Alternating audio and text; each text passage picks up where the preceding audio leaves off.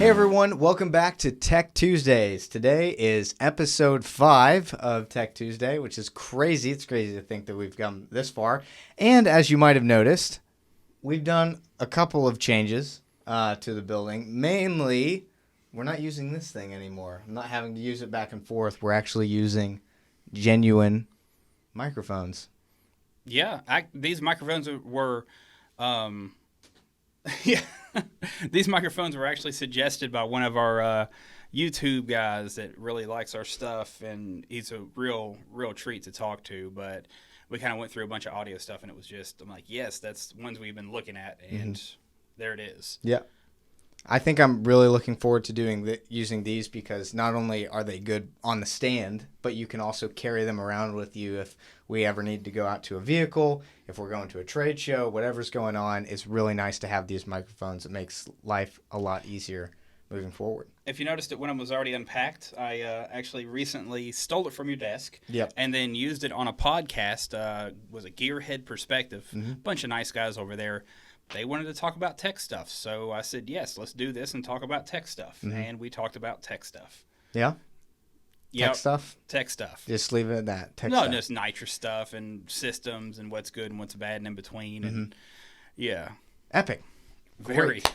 Cool. It's really nice. Super excited to get into Tech Tuesday. It's really cool to have a little bit more sound quality, a little bit more... it's taking off, so to speak. I'm really liking this. So let's get right into it. Do you want to go for the first question, or do you want me to get into it? Well, we do this every week. Yes. Well, I can't remember who ended last. I'll let you go.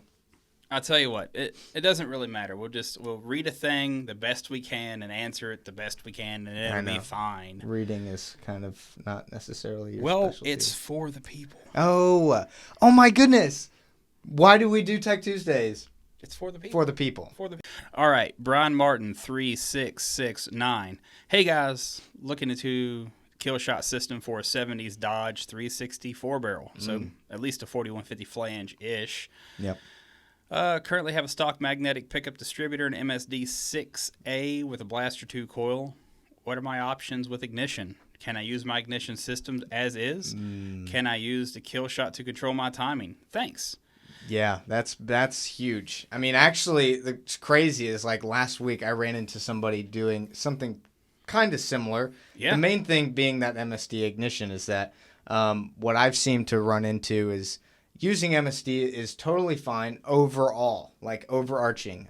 They make great products. It's a great. They make good distributors, et cetera, et cetera.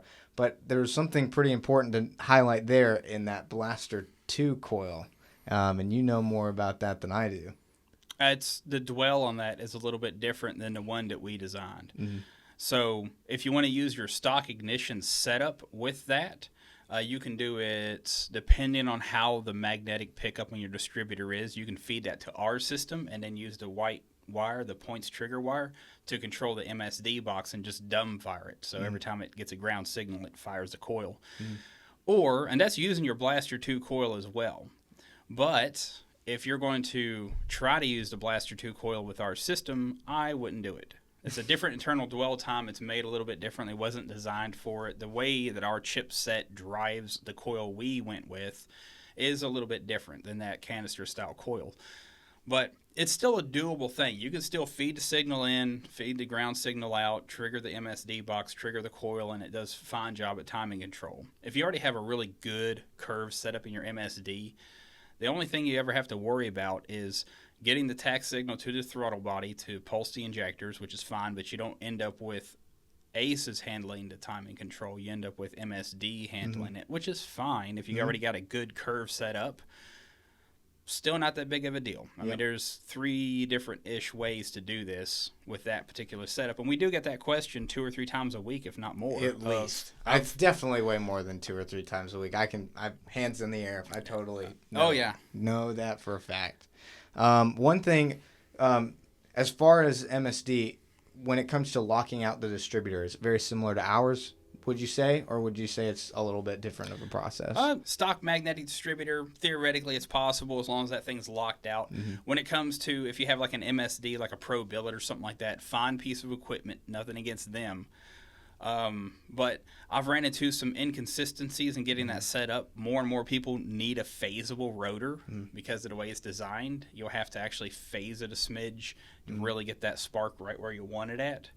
They make a fine video on setting that up as well. We didn't touch on it because they already made a video. Yep. So no need for us to do something on another person's product, even though people commonly use their products with our products, because in the aftermarket world, it's kind of a lot of stuff works in the same way, but just slightly differently, so you can achieve your goals. That's the greatest part. You can get stuff from companies all over the map and put it together and still make it work. Mm-hmm.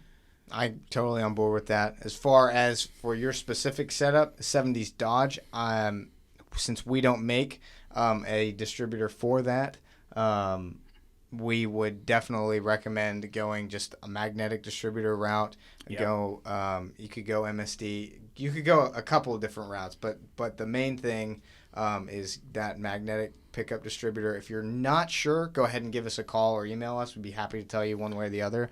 I'd actually highly recommend that because there are all kinds of distributors out there.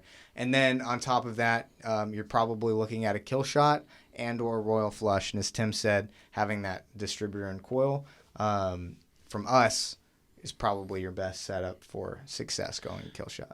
Cool. All right, moving on. Question, or actually this is probably more like question 2, but we'll say for the sake of things, question 3. Jeremy Heap, 2053, says, do you guys plan on going to SEMA this 2023 season? If so, do you plan on taking any of the EFI kits to sell while you're down there? Oh, wowzers. That's a big one. We are going to SEMA. We are going to SEMA. That is something. I think we got a car for SEMA this year and better seating arrangements because we had a much smaller booth last year. Yep. And we found out that the amount of people that come to visit us, we needed 3 times the booth. Mm-hmm. So we went and got 3 times the booth. Mm. It was getting rowdy over there. Lots of people elbow to elbow asking rapid fire questions and all that. Which is exciting. I mean, we've been watching them build a booth out here for 2 weeks, week and a half now, so to speak. Yeah. So yes, short answer, yes, we are going to SEMA, and we have been preparing for that for a little bit. What are the main trade shows, would you say, that we go to throughout the year? There's quite a few. We try to kind of differentiate. You were just in Reno. I forgot about that. I was in Reno. Yeah, I was in Reno doing a thing, and then I did another thing. And they just got back from Triple Crown. Yep, they were in Nashville last week. Yep, Nashville. Then there's what's the one in Texas? Is that Good Guys or something like that? I don't even know. There's one in Texas. Mm-hmm. I think wasn't there one where they went up to maybe it was Chicago or maybe it was Wisconsin. I can't remember. Somewhere up north. And then also there's PRI. Mm-hmm. Just about most. We do our best what was the one this past summer, where they're the long train of cars. What's it called? Power Tour. Power Tour. Mm. Yeah. Power Tour, Rod Run, SEMA, PRI, Good Guys, maybe LS Fest, maybe not, because we got a lot of product out there at LS Fest, but it's kind of put on by a major competitor. And it'd be kind of weird to just kind of be out there in their face as it goes. But I mean, it's all the same vibe. It's all the same hot rod stuff. Mm-hmm. I mean, I like going to all these shows, and it's fantastic to actually get to meet people because the shows that we get to go to, like in Reno, I've got to meet 3 or 4 different customers that I spoke with personally. Yeah, and they just wanted to actually leave the car show and then come to the booth just to say hi. Yeah. I think they wanted a bunch of free stuff, and most of them got free stuff. Don't set a bad precedent. Everyone's going to think that we're going to give away free stuff. No, we just had we had a certain amount of hats I had to give away, and then there was a bunch of stickers and keychains, and we ran out of everything before the end of the show, so it was really, really good. Yeah. We got what was it, the last show was at? like there's more and more vendors out there that's actually starting to charge for miniature merchandise. Yeah. I think I saw the worst one for me was $1 per sticker. Yeah, that was wild. I mean, we're not picking on anybody and we get it, but it's a sticker. I mean, it is. It's not a big. The whole sticker. box probably costs $1, to be honest. With SEMA, is we're not taking merchandise to sell, but it's to present. So if we was to take inventory to sell, the cost of shipping it there is so much higher. Yeah. Than actually just displaying it there. You can put in orders and do all that stuff, and we can kind of get it out fairly priority. That's not a big deal. But like to take merchandise there, to store it, to sell it, to get it out to the customers, I don't think we're going to do that. Yeah. Maybe a thing. Nothing I'm privy to. I kind of got a lot to do with that stuff, so we'll see what goes on with that. I don't know if we've really... I mean, we vocalize it sometimes. When people call in, I'll let them know. But our policy, as of right now, if you order before 12 p.m. On any of our business days, we will do our best to get it out that same day, which I don't even really know if there are too many of our competitors that do that. I mean, really... Well, I mean, I order stuff all the time. I mean, not even all Aces stuff because, you know, I still run a shop. I still do things. I'm still R&D and different things. And, you know, I've recently been getting parts that I've ordered about a month ago because just the aftermarket itself. I mean, and this is places that you can actually go and pick things up from. But, you know, taking a month, for instance, to get it's some universal fuel rails or something ridiculous like that. But, you know, you're thinking like, oh, it ship out in the next 3 to 4 days. And then 8 days later, I got an email and it finally hits my account. And I'm like, goodness. And then, because it's still waiting to be shipped to the U.S. is what the problem was. But, yeah, I mean, us trying our best to send things out the same day by noon is fantastic. It used to be, I think, 3 o'clock was the number. But we've had such a huge influx of sales and movement in general that that's not really a realistic thing. But I mean, still, if you order a thing and it leaves the warehouse within 24 hours, I mean, that's killer. The fact that the honest thing is that we wanted to make sure that we were still getting stuff out that same. Oh yeah. That same, almost if it wasn't the same day, but like you're saying, within 24 hours, and so to stay true to that, because people would be. I mean, if you order at 2:59 and it's Monday and it's the weekend's orders have come through, it's going to be really hard to get that order out that same day. To pack it up, to make sure that everything's in there, verified it, stamp it, all of those things, and then packaged up and gone out the door. Yeah, that's a lot to do. So, but anyway, that's neither here nor there. Like you said, it's a really, really great program, one that most people, most of our competitors, they just don't have that. Sebastian Hermit, 2829, asks, how about a drive-by cable? With drive-by cable, any tuning adjustments what is this for? This was put out on one of my videos because we like to still look at all the different avenues of where people ask questions at. So this was, I made a video on electronic drive-by-wire, throttle body stuff, talking about if you got a big fat camshaft and you put it in your motor and it's all good, and how to add a little bit of extra air, where the limiter is on that to say like, hey, it's instead of 18 degrees, it needs to be like 25 degrees of angle to get a little bit more air through. And also, I got to show me and my 27 followers what our electronic throttle body looks like, which is super neat.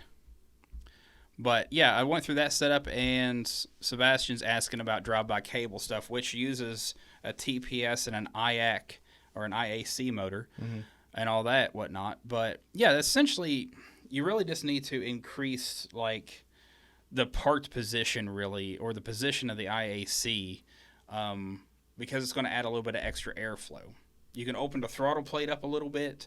You can zero out the TPS. After that, you can adjust the IAC values up a little bit to help handle that little bit of extra air it's going to need for the startup on a big cam. I mean, the settings are all there, but it's just laid out differently than the electronic throttle body it is. So that is something that I will be doing a video on soon. Cool. Whether it's on my personal stuff or on Aces or what have you not. Either way, it'll be out there for the world to see, and I'm sure there'll be a whole bunch of questions about it because every engine's a little bit different, and not all of them are friendly to tune. Thank you guys so much for watching. If you liked it, please leave a like below. Also, if you have a question about anything tech related, EFI related, or anything as it comes to the automobile industry that you would know. I mean, you're kind of... Anyway, if you have any questions, please feel free to drop those in the comment section below. As well, if you see Tech Tuesday media on social media, feel free to leave a comment, show your love. We'd love to answer any questions that we find elsewhere. And like Tim said, we're excited to start branching out from just doing questions and actually maybe even teaching some things here and there. Yeah. And we're super excited to see where the rest of this goes. I'm already happy to see where a lot of this has gone so far. So yeah, we'll get right into it. So guys, thank you so much for watching, and we'll see you all in the next one.